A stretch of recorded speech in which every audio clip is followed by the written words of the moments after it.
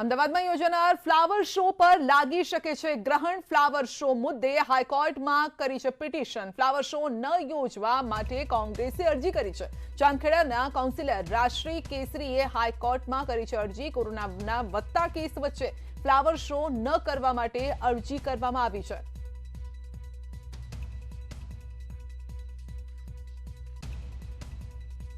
તો flower show જો યોજાય તો દિવસના 400 લોકો ત્યાં મુલાકાત લઈ શકે તે પ્રકારની વ્યવસ્થા છે. પરંતુ એક તરફ અમદાવાદમાં કેસીસ વધી રહ્યા છે. રાજ્યના જે કેસીસ છે તેના કરતા પણ અડધા એટલે કે રાજ્યમાં 2000 કેસ તો 1000 કેસ અમદાવાદમાં આવી રહ્યા છે. 1200 થી વધુ આ કેસીસ અમદાવાદમાં આવી રહ્યા છે. ત્યારે જો આ પ્રકારના મેળાવડાનું આયોજન થાય, ફ્લાવર શોનું આયોજન થાય તો ત્યાં લોકોની ભીડ વધી શકે છે, કોરોનાનું સંક્રમણ વધી શકે છે. એક ચિંતા વ્યક્ત કરવામાં આવી છે. તો કોરોનાના વધતા કેસ વચ્ચે ફ્લાવર શો ન કરવા માટે અરજી કરાઈ છે. ફ્લાવર શો મુદ્દે હાઈકોર્ટમાં પિટિશન કરવામાં આવી છે. કોંગ્રેસના કાઉન્સિલર તરફથી આ પિટિશન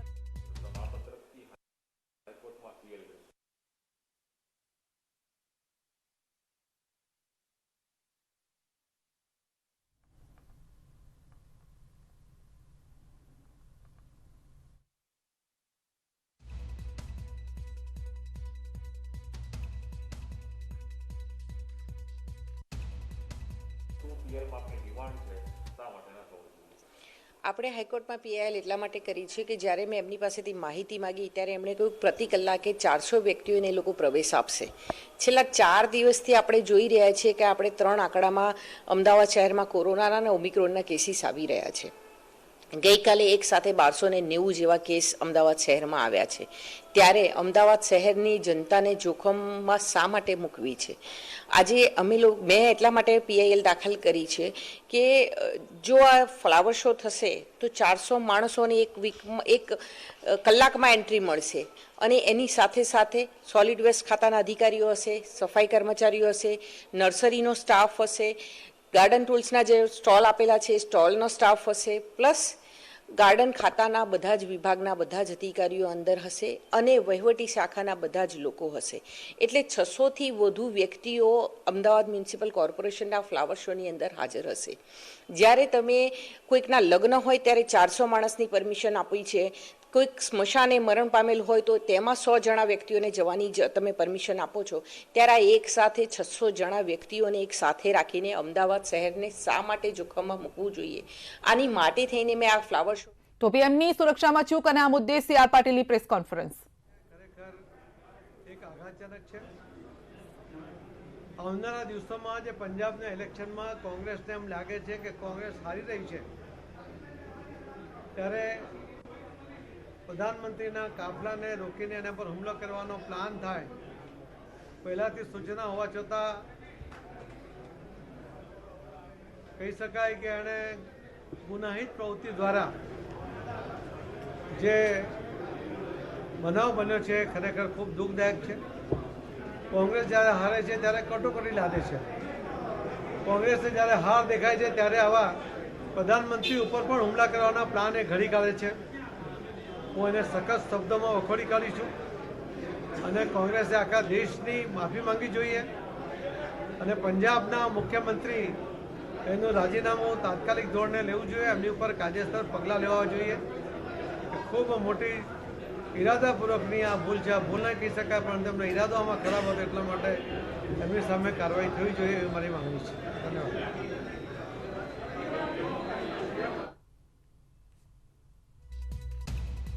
તો પીએમની સુરક્ષામાં ચૂક અને આ મામલે જ સીઆર પાટીલે કહ્યું છે, સીધો ચારો કોંગ્રેસ પર લગાવ્યો છે કે પંજાબ વિધાનસભા ચૂંટણીમાં કોંગ્રેસ હાર ભાળી ગઈ છે, જેને લઈને આ પીએમ પર હુમલો કરવાનું આ મોટું કાવતરું ઘડવામાં આવ્યું હતું, ઇરાદાપૂર્વક કાવતરું ઘડવામાં આવ્યું હતું, તેવો સીધો જ આરોપ કોંગ્રેસ પર લગાવવામાં આવ્યો છે. તો પંજાબના સીએમ ચન્નીનું રાજીનામું પણ માંગ્યું છે. ભાજપે તેમનું રાજીનામું માંગ્યું છે અને કોંગ્રેસનું કાવતરું ગણાવ્યું છે. આખી ઘટનામાં કોંગ્રેસનું કાવતરું ગણાવવામાં આવી રહી છે. આખી આ ઘટનાને તો આખી આ ઘટના આપને જણાવી દઈએ, સુરક્ષામાં ચૂક થઈ હતી. પંજાબનો દોરો હતો, પંજાબમાં રેલી હતી પીએમની અને કૃષિ કાયદા પરત લીધા બાદ પંજાબ પહેલી વખત પીએમ પહોંચ્યા હતા અને વિધાનસભા ચૂંટણીને લઈને આ રેલીનું આયોજન કરવામાં આવ્યું હતું। પીએમનો કાફલો 15 થી 20 મિનિટ સુધી રોકાઈ રહ્યો। ખેડૂતોએ તેમને અધવચ્ચે જ રોક્યા હતા, જેને લઈ અને સુરક્ષામાં ચૂક જોવા મળી હતી અને પંજાબ પોલીસ, પંજાબ સરકારની નિષ્ક્રિયતા અહીંયા સામે આવી છે અને જે મામલે જ ભાજપ હવે પંજાબના સીએમનું રાજીનામું માંગી રહી છે।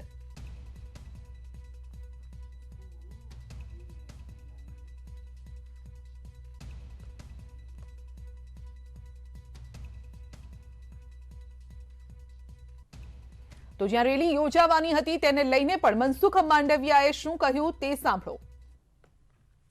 प्रधानमंत्री जी ने कहा है कि फिर से ये कार्यक्रम हम कैंसिल नहीं कर रहे हैं, ये कार्यक्रम को हम पोस्टपोन कर रहे हैं और फिर आने वाले दिनों में प्रधानमंत्री जी ने इच्छा रखी है कि आप सबके बीच में वो अवश्य आएंगे।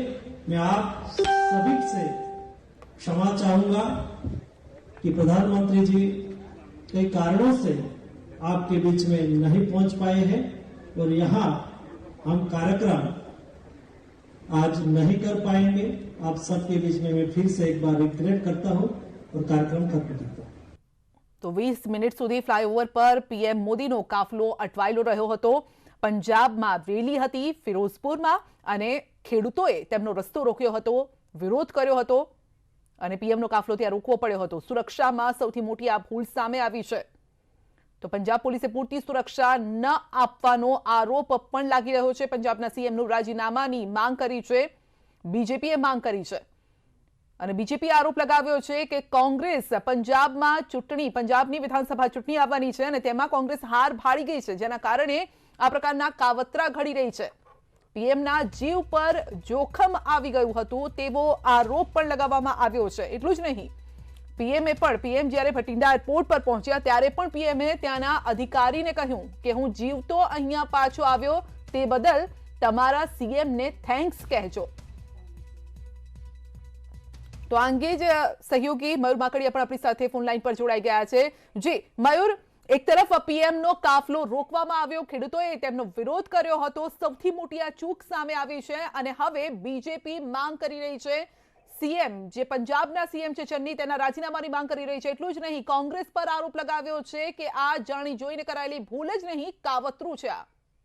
જી બિલકુલ સંધ્યા, ગુજરાત પ્રદેશ દ્વારા પણ આ જે મામલા છે એને વખોડવામાં આવેલું છે। પ્રધાનમંત્રીની સુરક્ષાની અંદર ચૂક થયેલી છે અને જે રીતે ખેડૂતો દ્વારા વિરોધ થયેલો અને જે રીતે 20 મિનિટ સુધી તેમના કાફલાને રોકી દેવામાં આવેલો હતો, ઘેરી દેવામાં આવેલો હતો, તો ત્યાંની સરકારની સહમતિ વગર આ ન થાય તે પ્રકારનો પ્રદેશ ભાજપ અધ્યક્ષ સી.આર. પાટીલનો સ્પષ્ટ આક્ષેપ છે ને પ્રદેશ ભાજપ અધ્યક્ષ સી.આર. પાટીલે પંજાબના મુખ્યમંત્રીનું જે રાજીનામું છે તેની માગણી કરેલી છે અને જાણી જોઈ અને આ કાવતરું ઘડવામાં આવેલું છે, કારણ કે તેની ચૂંટણીમાં હાર થઈ રહેલી છે તે પ્રકારનો આક્ષેપ સી.આર. પાટીલ દ્વારા કરવામાં આવેલો છે અને પંજાબના મુખ્યમંત્રીનું રાજીનામું જે છે તેની માંગ પ્રદેશ ભાજપ અધ્યક્ષ સી.આર. પાટીલ દ્વારા કરવામાં આવેલી છે।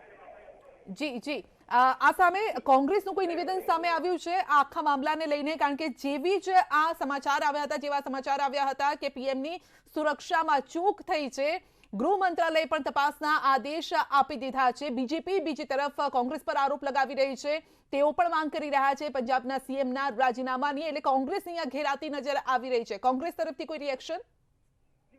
હજુ સુધી ગુજરાત પ્રદેશ કોંગ્રેસમાંથી કોઈ પણ પ્રકારની પ્રતિક્રિયા જોવા નથી મળેલી। ચોક્કસ પંજાબ કોંગ્રેસની અંદરથી પ્રતિક્રિયા આવેલી હતી અને તેની અંદર તેમને કહેલું હતું કે જે સુરક્ષાની જવાબદારી છે તે એસપીજીની હતી અને તેમના આદેશ પ્રમાણે જે સુરક્ષા છે તે કરવામાં આવેલી હતી, પરંતુ હજુ સુધી ગુજરાત પ્રદેશ કોંગ્રેસ જે છે તે હજુ સુધી પોતાની જે પાર્ટી છે, પોતાની સરકાર છે તેના બચાવમાં નથી જોવા મળેલી। જી મયુર, આપનો આભાર અમારી સાથે જોડાવા બદલ। પંજાબ વિધાનસભા ચૂંટણીમાં કોંગ્રેસ હાર ભાળી જતા પીએમ પર હુમલો કરવાનું કાવતરું ઘડ્યું છે। કોંગ્રેસનું આ કાવતરું છે તેવું ગણાવી રહ્યું છે બીજેપી। જાણી જોઈને કરાયેલી ભૂલ નહીં, પરંતુ કોંગ્રેસનું આ કાવતરું છે। ભાજપ પ્રદેશ પ્રમુખ સી.આર. પાટીલે આ નિવેદન આપ્યું છે।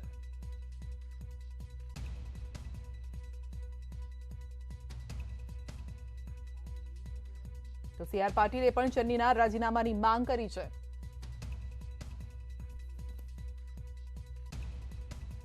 That is a protocol administratively to be followed for the head of state was today dismantled so that Narendra Modi could be brought to harm. The questions we as BJP Karyakarta and the nation needs to ask the Congress government in Punjab: why did the DGP police give an all clear to the Prime Minister's security detail for the route that the Prime Minister was to undertake? Who in the Punjab government gave information about the Prime Minister's route to individuals who planted themselves atop the flyover? Video evidence now publicly available brings such questions to the fore. When the Prime Minister's security detail contacted Punjab Police with regards to the circumstance of the Prime Minister's cavalcade atop the flyover, where there was a 20-minute exposure and a breach of security of the Honorable Prime Minister, why did those who lead security arrangements on behalf of the state government not respond to any call or efforts to communicate to secure the Prime Minister? As Sudhanshu ji has said, these are not mere charges. This is the reality of Punjab under a Congress government. What enrages people like us even more is this: that when the Prime Minister of India had his security breached, Congress leaders erupted with joy, asking him how his Josh was. The Prime Minister, magnanimous as ever, it is reported in the media, on his way back, it seems, communicated कि जिंदा लौट रहा हूं. I would like to tell the Congress establishment, Modi became the Prime Minister of India with the blessings of the people of India. Narendra Modi went to Punjab today to dedicate projects worth 42,000 crores for the people of Punjab. When you can't answer on issues of development, this is the depths to which you will fall. The questions, I repeat: development. This is the depths to which you will fall. The questions, I repeat: why was the Prime Minister's security detail, not receive of the route that the Prime Minister was to be undertaken? Why did the security detail not receive any response from the state administration when the Prime Minister's security was breached and there was an exposure in his security for 20 minutes? And why did the Congress leadership erupt with joy when the Prime Minister of your country and mine had his security breached? Planted political instrument today sought to bring harm to the office, the institution of the Prime Minister of India. We, as a political organization and citizens, would not reduce ourselves only and limit ourselves to expressing rage, to expressing anguish, we now demand answers.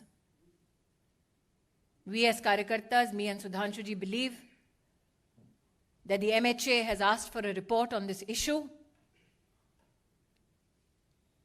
And my hope is that those who tried to bring the Prime Minister to physical harm are met with justice. Bharat के इतिहास में आज पंजाब की पुण्य धरती पर कांग्रेस के खूनी इरादे नाकाम रहे। जो लोग कांग्रेस पार्टी में मोदी से घृणा करते हैं, वो आज देश के प्रधानमंत्री को, उनकी सिक्योरिटी को किस तरह से भंग किया जाए उसके लिए प्रयासरत थे। जो आक्रोश आप मुझ में और सुधांशु जी में देख रहे हैं, वो मात्र हमारे राजनीतिक संगठन तक सीमित नहीं है। हमने बार बार कहा, नफरत मोदी से कांग्रेस को है, हिसाब हिंदुस्तान से और हिंदुस्तान के प्रधानमंत्री से ना कीजिए। पंजाब सरकार को, कांग्रेस को आज जवाब देना होगा। प्रधानमंत्री किस रूट से एक स्थल पर पहुंचते हैं, उस पूरे रूट की सुरक्षा का प्रबंध और कोई भी गतिरोध नहीं है, ऐसा आश्वासन पंजाब पुलिस ने प्रधानमंत्री जी के सुरक्षा दस्ते को दिया। क्या जानबूझकर प्रधानमंत्री जी के सुरक्षा दस्ते को झूठ बोला गया? प्रश्न 2, प्रधानमंत्री जी के पूरे कैवलकेड को जब रोकने का प्रयास हुआ, 20 मिनट तक जब उनकी सुरक्षा भंग की गई, जिन लोगों ने प्रधानमंत्री की सुरक्षा को भंग किया, उन लोगों को प्रधानमंत्री की गाड़ी के पास तक, उस स्थल तक किसने और कैसे पहुंचाया? क्योंकि हिंदुस्तान में हर नागरिक जानता है कि प्रधानमंत्री की इस वक्त की मूवमेंट कहां, कब, कैसे हो रही है, यह साधारणतः जानकारी उपलब्ध नहीं होती। उस क्षण किसने उन लोगों को फ्लाईओवर पर भेजा, ठहराया, व्यवस्था की, इसका जवाब पंजाब की कांग्रेस सरकार को देना होगा।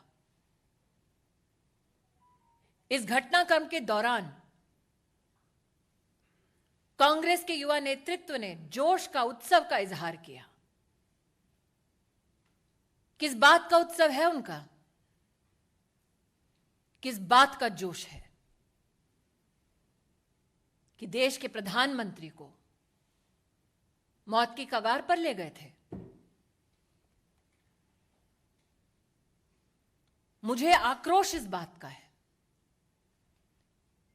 कि जब सुरक्षा कर्मियों ने पंजाब सरकार से उस समय संपर्क साधने की कोशिश की, तो मुख्यमंत्री के दफ्तर से किसी ने भी संवाद नहीं किया। किस बात का इंतजार कर रही थी कांग्रेस की सरकार पंजाब में? शायद इसीलिए मीडिया में जो रिपोर्ट्स हैं कि लौटते वक्त प्रधानमंत्री जी ने, शायद मीडिया में कुछ लोगों ने इसको रिपोर्ट किया है कि चन्नी जी के लिए संदेश दिया कि जिंदा लौट रहा हूं। मैं आज कांग्रेस पार्टी से कहना चाहती हूं, नरेंद्र मोदी देश के प्रधानमंत्री बने देश के नागरिकों के वोट और आशीर्वाद से। उन्हें ध्वस्त करना है तो इलेक्शन में करते हैं। ये साजिश रचने की क्या जरूरत थी? इन सभी सवालों को मात्र मैं या सुधांशु जी नहीं पूछ रहे, राष्ट्र भर में ये सवाल उठ खड़े हुए हैं। लेकिन वो लोग जो इस षड्यंत्र का हिस्सा हैं, उनसे कह दो कि मेरा विश्वास है कि न्याय निश्चित रूप से होगा। बैर मोदी से है, लेकिन देश के प्रधानमंत्री का बाल बांका करने की इस साजिश को देश समर्थन नहीं देगा।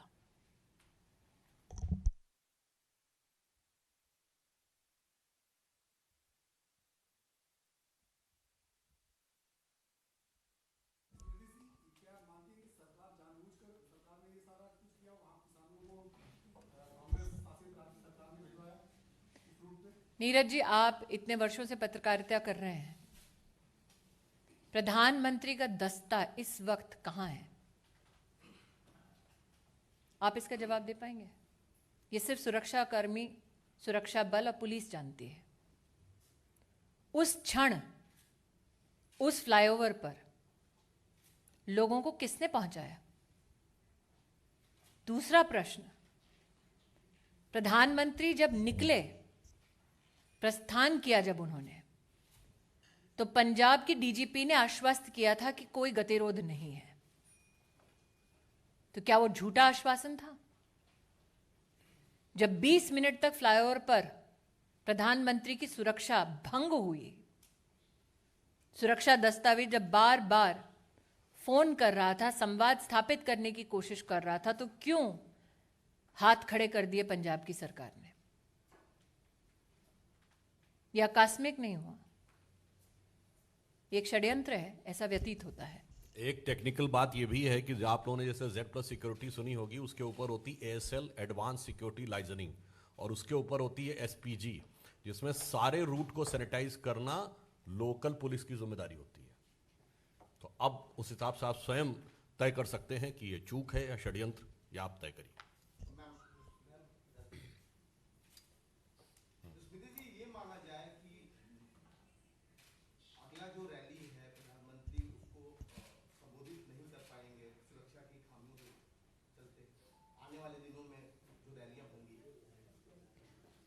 जी हिमांशु जी। स्मृति जी, मेरा सवाल ये है, एक तरफ कांग्रेस ये कह रही है कि अंतिम समय तक उनको रूट चेंज किया गया, ये नहीं बताया गया, दूसरी तरफ आप ये कह रही हैं ये साजिश है। किस तरीके से आप इसको साजिश बता रहे हैं? क्योंकि कांग्रेस कह रही है, आप मुझे ये कह रहे हैं कि कांग्रेस पार्टी ये कह रही है अपनी सरकार के माध्यम से कि उनको ये नहीं पता कि उनके प्रदेश में प्रधानमंत्री जी कहां हैं।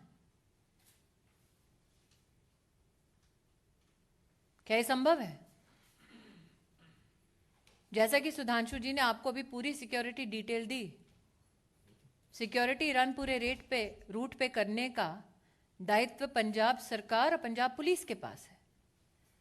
क्या आपके इस प्रश्न में इस बात का उत्तर छिपा हुआ है कि जानबूझकर सिक्योरिटी का पूरा प्रोटोकॉल फॉलो नहीं किया गया? एक बिंदु और भी है इसमें, जवाब पंजाब सरकार देगी या कांग्रेस पार्टी देगी प्रधानमंत्री जी के रूट पे? और चिंता मत करिए, प्रधानमंत्री जी का रास्ता कांग्रेस रोकती रही और देश की जनता मार्ग प्रशस्त करती रही। चलिए, जो फोन पर नहीं आए वो टीवी पे तो आएंगे।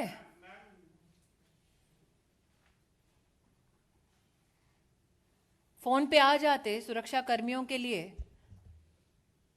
तो शायद प्रेस कॉन्फ्रेंस करने की नौबत नहीं आती।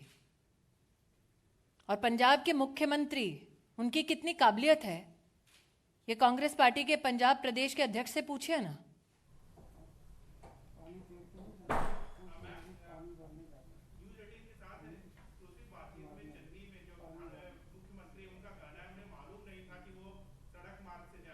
किसको मालूम नहीं था? उनको मालूम नहीं था।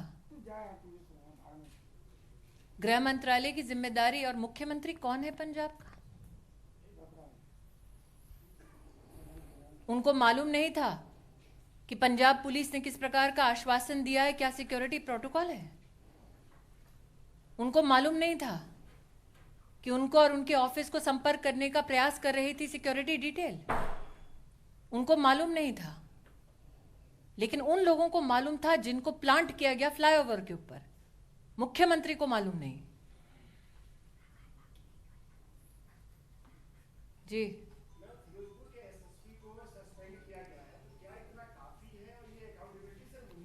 pawns have been sacrificed. प्यादे को त्यागा है, बिसात जिसने बिछाई जवाब उसको देना है। प्रधानमंत्री जी की सुरक्षा का निर्णय તો સીધો જ આરોપ કોંગ્રેસ પર લગાવવામાં આવી રહ્યો છે કે પીએમ નો કાફલો કયા રૂટ પરથી પસાર થવાનો છે એ કોને ખબર હોય। સુરક્ષા એજન્સીઓ સિવાય અને પંજાબ પોલીસ સિવાય એ કાફલો ક્યાં રસ્તેથી પસાર થવાનો છે એ કોઈને ખબર ન હતી। જાણી જોઈને લોકોને ત્યાં આવવા દીધા હતા, જાણી જોઈને એ રસ્તો ક્લિયર ન કરાવ્યો, જેના કારણે આ મોટી ભૂલ થઈ છે। ફક્ત ભૂલ નહીં પરંતુ આ એક કાવતરું છે।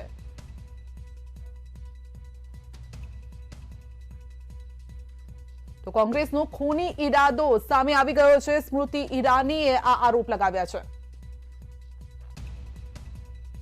તો આ મામલે જે સીઆર પાટીલે શું પ્રતિક્રિયા આપી તે પણ સાંભળો।